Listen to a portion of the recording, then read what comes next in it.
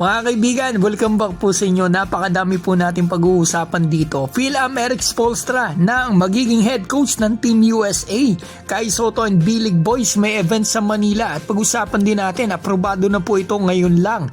Chinese national team at mga prospect nila, mga coaches, tutulungan po ng NBA, itatrain pa sa US, isasabak sa mga summer league. Medyo nadehado tayo doon Simulan po natin sa Phil-Am coach sa NBA, si Coach Eric Spoelstra ng Miami Heat. Ito may mga lumabas na balita at ito totoo nga mga kaibigan. Siya na po ang magiging head coach ng Team USA at hahawak dito sa USA sa 2027 FIBA World Cup at 2028 Los Angeles Olympics. Nakakatuwa mga kaibigan, totoo talaga to. Nakita ko rin sa ESPN.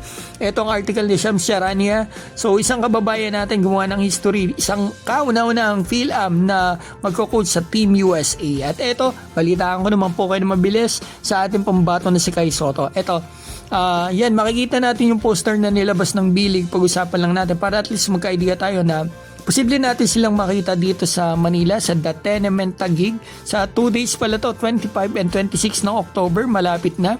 So yan mga kaibigan, may pagkakataon tayo. Pero ongoing po ang B-League, so malamang hindi natin sila makita lahat. Malamang yung iba sinama lang dito sa poster.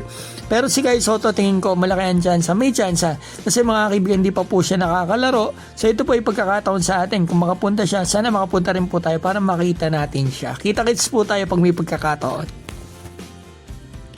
So ito na po ang major topic natin na dapat nyong malaman. Medyo nadaig ata tayo dito ng China mga kaibigan. Nagkaroon sila ng napakagandang partnership ngayong araw lang, October 10, dito sa NBA. So ito yung nilalaman po ng kanilang multi-year partnership ng NBA at ng China.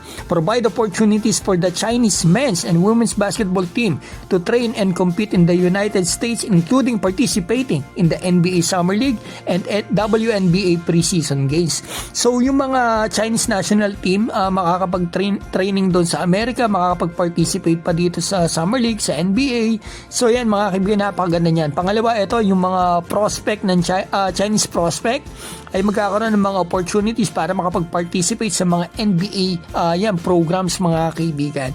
At yung pangatlo, pati yung mga coaches and referees ay talagang tutulungan din ang NBA doon sa Amerika. So talagang malaking bagay yan mga kaibigan. Napakaganda kasi pag maganda yung training, maganda yung competition, magagaling na kalaban mo mga NBA, talagang nakakatulong yan sa development ninyo. Pero hindi ibig sabihin ay wala na tayong magagawa sa kanila. Bilog pa rin yung bola pero iba pa rin yung magandang training. Kung itatanong mo sa akin kaibigan kung bakit grabe ang privilege ng NBA sa China or sa Chinese national team ay eto po yan. Di ba nasa China po ngayon ang ilang NBA teams dahil nga po sa preseason games. Kasama na po dyan ang Brooklyn Nets at ang may-ari po niyan, di ba si Joe Tsai? Yan din po yung may-ari ng Alibaba na nung isang araw lang pala ay nagpartner na sila ng NBA habang nasa China po ang NBA executives. At andyan pa si Yao Ming, di ba mga kaibigan? At higit sa lahat, yung market ng China. Yan po talaga ang main factor. Biggest market ang China.